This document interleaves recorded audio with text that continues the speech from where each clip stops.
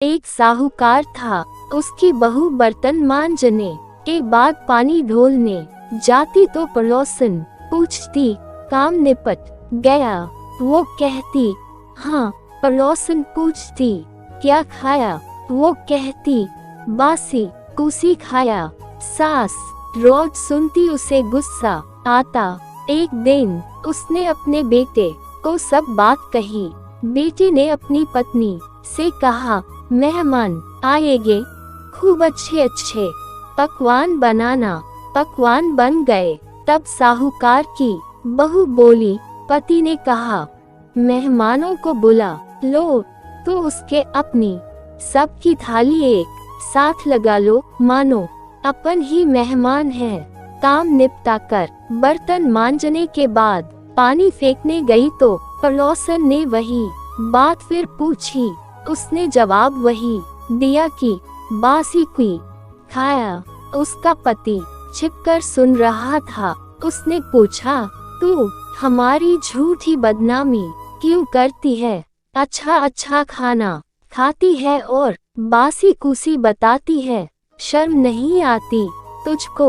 उसने कहा, बासी कुई ही तो है, न आपने कमाया न आपके बाप ने कमाया, दादा परदादा का कमाया हुआ खा रहे हो। ये बात साहूकार के बेटे को चुभ गई।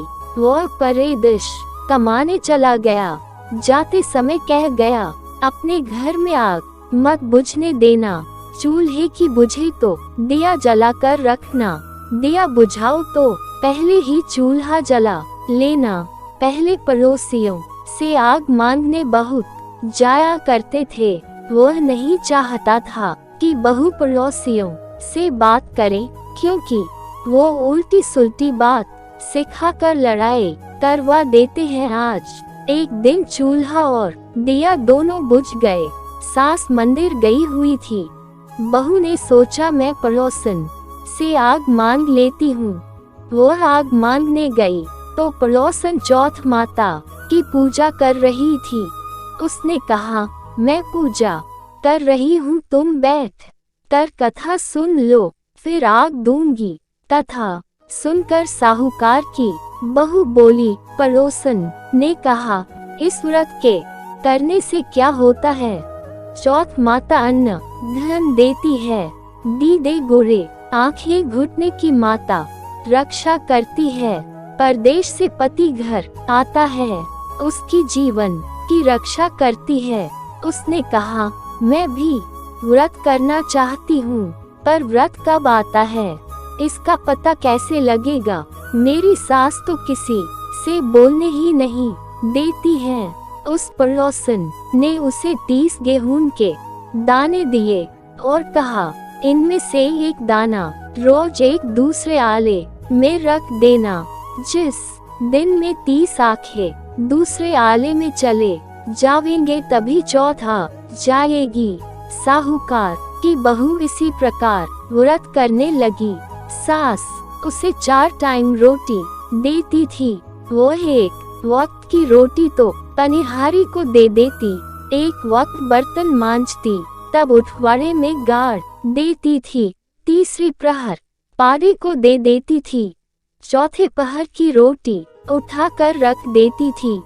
सो चांद उगने पर अर्घ देकर खाना खा लेती थी। बहुत समय हो गया। एक दिन चौथ विधायक ने आपस में बात की कि इसका काम करना चाहिए, नहीं तो लोगों का विश्वास हम पर से उठ जाएगा। सो चौथ विधायक उसके पति के सपने में गए और कहने लगे, साहूकार सो रहा है या जग रहा है? साहूकार ने कहा, न सो रहा हूँ न जग रहा हूँ, सो मन सूत उलझा हुआ है, किसी का लेना किसी का देना, सो चिंता में पड़ा हूँ। चौथ विधायक ने कहा, तेरे घर के लोग तुझे याद करते हैं, सो तू घर जा। कल चौथ विधायक के नाम का दिया जलाकर दरी बिछा कर बैठ जाना। ले जाने वाले ले जाएंगे और देने वाले दे जाएंगे। दूसरे दिन साहूकार दिया जलाकर दरी बिछाकर बैठ गया। लेने वाले ले गए और देने वाले दे गए, सब लेना देना निबट गया। साहूकार घर रवाना हुआ।